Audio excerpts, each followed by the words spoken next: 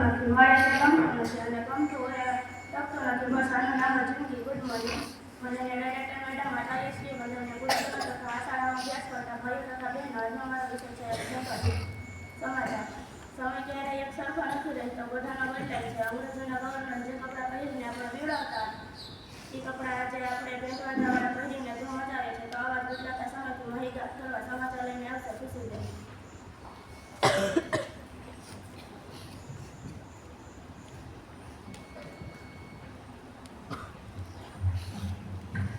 મંડળીય director madam, Acharya Shri વંદનીય ગુરુજનો તથા આ શાળામાં અભ્યાસ કરતા વાલા વિદ્યાર્થી મિત્રો, આજનો મારો વિષય છે સમાચાર. સમાચાર નંબર 1, ઉત્તર ભારતમાં અવિરત આસમાને આફતો. સમાચાર નંબર 2, ઓપરેશન સિંધુની ટૂંક વડાના S-400 એર ડિફેન્સ સિસ્ટમ અને બ્રહ્મોસ મિસાઇલ.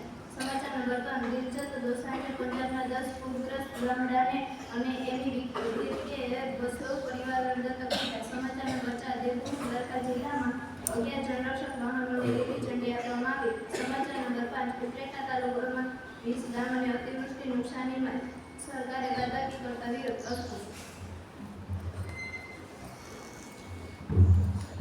આભાર. ત્યારબાદ પિતાજીના શ્લોક. अंधे को मंदिर आया देखकर लोग हंसकर बोले कि मंदिर में दर्शन करने के लिए आए हो और क्या भगवान को देखवाओगे? अंधे ने मुस्कुराकर कहा कि क्या फर्क पड़ता है, मैं तो भगवान तो मुझे देख लेगा, दृष्टि नहीं, दृष्टि थोड़ा सही होने चाहिए. तो आवा पिताजीનો શ્લોક લઈને આવશે વેદ લેવાની.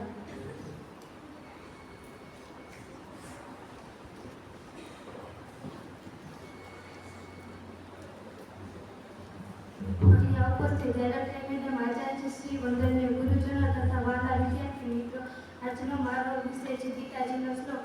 અધ્યાય નંબર 3, શ્લોક 36 થી 38. અર્જુન બોલ્યા, હે કૃષ્ણ, તો પછી આ માણસ પોતે ઈચ્છતો હોવા છતાં પણ પરાએ જોડ્યો હોય એમ કોનાથી પ્રેરાય પાપનું આચરણ કરે છે? શ્રી ભગવાન બોલ્યા, રજોગુણમાંથી ઉઠેલા આ કામ જ ક્રોધ છે. આ ઘણો ખાનારો એટલે કે ભોગથી કદીમાં ધરાતો અને મહાપાપી છે. આને તું આ બાબતોથી બેરી જા. જેમ ધુમાડાથી અગ્નિ અને મેઘથી દર્પણ ઢંકાઈ જાય છે, તે છતાં જેમ આરોથી ગર્ભ ઢંકાઈ રહે છે, તેમ એ કામ વડે આ જ્ઞાન ઢંકાઈ રહે છે. વસ્તુ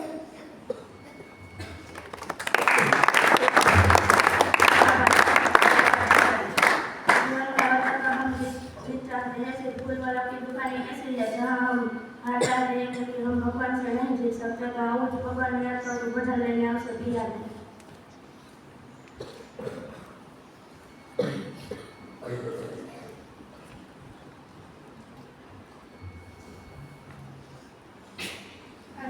ડાયરેક્ટર મેડમ, આચાર્ય શ્રી વંદનીય ગુરુજનો તથા આ શાળામાં અભ્યાસ કરતા વિદ્યાર્થી મિત્રો, આજનો મારો વિષય છે ભજન.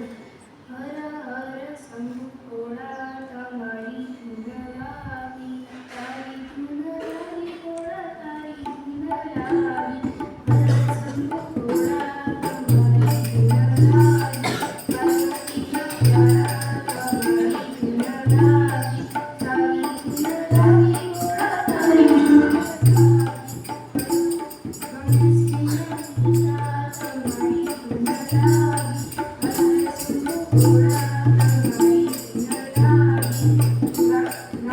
લાંબી જટાવાળા, તમારી ધૂન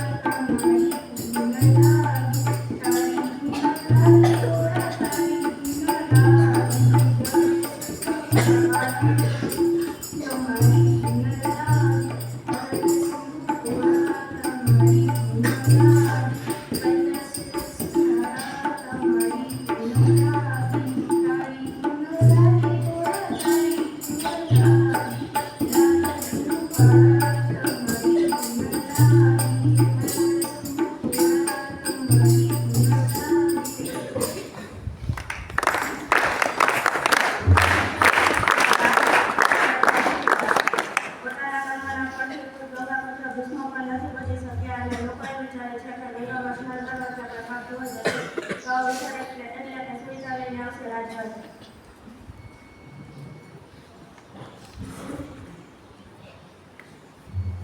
ડાયરેક્ટર શ્રી આચાર્ય શ્રી વંદનીય ગુરુજનો તથા આ શાળામાં અભ્યાસ કરતા વાલા વિદ્યાર્થી મિત્રો, આજનો મારો વિષય છે સુવિચાર. કદમ અસ્થિરો એને કદી રસ્તો નથી જતો. અડગ મનના મુસાફર હિમાલય પર નથી રહેતો. આ પંક્તિઓમાં કવિ આપણને દ્રઢ મનોબળનું મહત્વ સમજાવે છે. કવિ કહે છે કે જેના પાસે એટલી જિલ્લા હોય છે જેને હિમાલય પર પહોંચી શકતો નથી, જ્યારે જેની ગતિને હિમાલય પર અટકાવી શકતો નથી. આપણા જીવનમાં દ્રઢ મનોબળ રાખવું જોઈએ. અસ્તુ.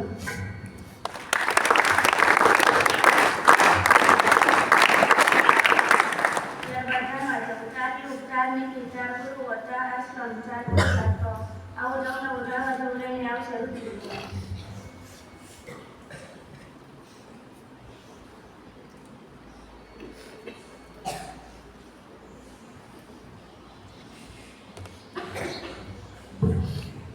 માનનીય ડાયરેક્ટર મેડમ, આચાર્ય શ્રી, વંદનીય ગુરુજનો તથા આ શાળામાં અભ્યાસ કરતા વિદ્યાર્થીઓ, આજનો મારો વિષય છે જાણવાનું.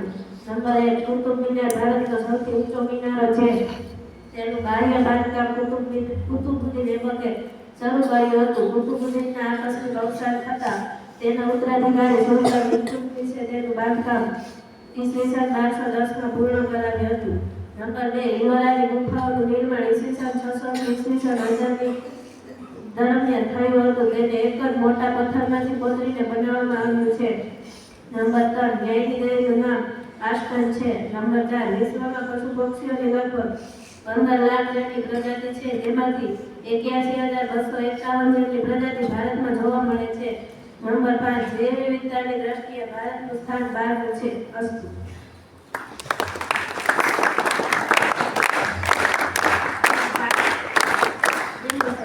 આખી જિંદગી અંદર છાંટીને મરી જશે તો પણ રાખમાંથી સુગંધ નહીં આવે, પણ કોઈના અંદરના આત્માને જો ઠારીએ તો શ્વાસે શ્વાસ સુગંધ આવશે, પણ જૂની શક્તિને આવશે શ્રદ્ધા.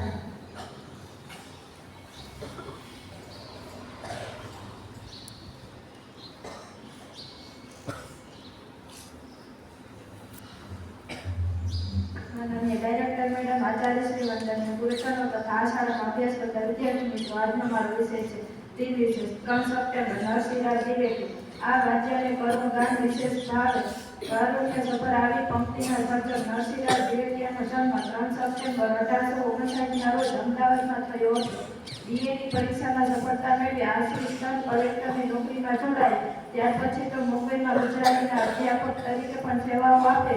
કુસુમમાળા, હૃદયવીણા, વિપુલ ચંપા વગેરે કાવ્ય સંગ્રહો કવિતાના વિકાસ માર્ગમાં એક માર્ગસૂચક સ્તંભ બની રહ્યા. ઉપરાંત નરસિંહરાવ કવિ, વિવેચક, ભાષાશાસ્ત્રી, ચરિત્ર લેખક, નિબંધકાર, ગદ્યકાર તરીકે તેઓ ગુજરાતી સ્વરૂપ સાહિત્યકાર હતા. ગુજરાતી ભાષા શાસ્ત્રોનો પાયો શ્રી દ્વિવેદીએ નાખ્યો તેમ કહેવા અતિશયોક્તિ નથી. તેમના વ્યક્તિત્વ જીવનના શ્રેષ્ઠ ગુણો નિખાલસતા, ચોકસાઈ અને સહનશીલતા તો સૌ કોઈને માટે પ્રેરણાદાયી અનુકરણીય બની રહે તેવા છે. એક પછી એક 3 યુવાન પુત્રો, એક પુત્રી, એક દોહિત્રીના અવસાનથી તેમને કાળનો આઘાત લાગ્યો હતો.